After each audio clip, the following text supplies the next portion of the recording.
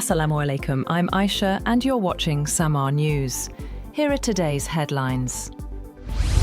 US President Donald Trump says it is important for Israel to keep a strong and steady dialogue with Syria. In a post on Truth Social, he said nothing should interfere with Syria's path toward becoming a prosperous state. His statement signals the US government's continued support for stability in the region.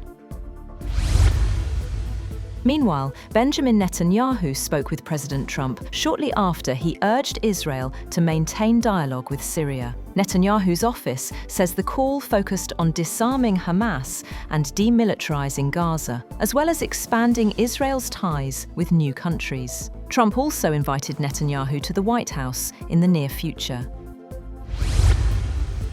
At least 4 people have been killed and around 40 injured after a Russian missile strike hit the city of Dnipro. Emergency crews pulled the wounded from damaged buildings as firefighters work through the debris. Ukraine says a car service station, offices, and dozens of vehicles were destroyed. The attack comes as President Zelensky met French leaders in Paris in a renewed diplomatic push. Talking to Emmanuel Macron after high-level talks in Florida, Zelensky said tough issues still need to be resolved, even as he meets European leaders to rally support. Macron reaffirmed France's backing, while US officials say some progress has been made in peace talks. On the other hand, President Trump's envoy, Steve Witkoff, heads to Moscow to brief Vladimir Putin as diplomacy around the war intensifies. According to the Kremlin, President Putin will meet Witkoff in Moscow on Tuesday to discuss Washington's proposed plan for ending the war. Kyiv has rejected Russia's demands for more territorial concessions, calling them unacceptable. Tajikistan's presidential press service has said that 5 people were killed and 5 more injured in 2 attacks launched from neighbouring Afghanistan over the past week. Tajik authorities said last week that 3 Chinese citizens had been killed in a drone attack launched from Afghanistan. Tajik President Emomali Rahmon's press service said that Rahmon met with the heads of his security agencies to discuss the situation and ways to strengthen border security. It said that Rahmon strongly condemned the illegal and provocative actions of Afghan citizens and ordered that effective measures be taken to resolve the problem and prevent a recurrence of such incidents.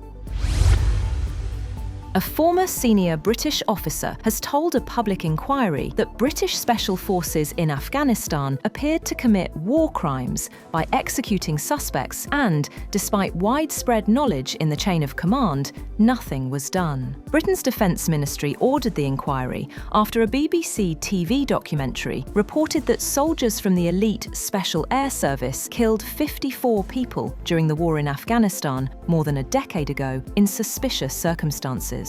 The investigation is examining a number of nighttime raids by British forces from mid-2010 to mid-2013, when they were part of a US-led coalition fighting the Taliban and other militants.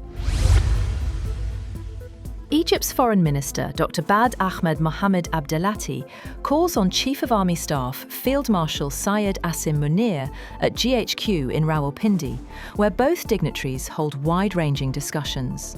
During the meeting, the 2 leaders reviewed the state of bilateral relations between Pakistan and Egypt, described by ISPR as ties between 2 brotherly countries.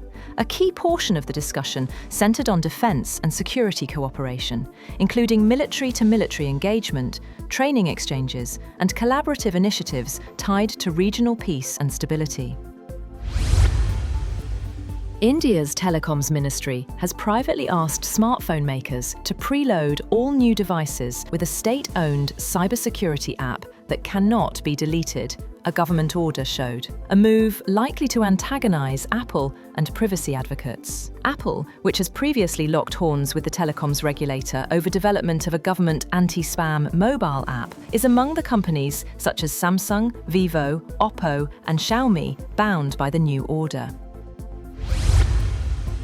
Revenues at China's giant military firms fell last year as corruption purges slowed arms contracts and procurement. A research finds that Chinese declines contrast with strong revenue growth globally for big arms and military services companies, fueled by wars in Ukraine and Gaza and global and regional tensions. Revenues of China's top military firms fell 10% last year, while those in Japan surged 40%, Germany 36%, and US revenues rose 3.8%.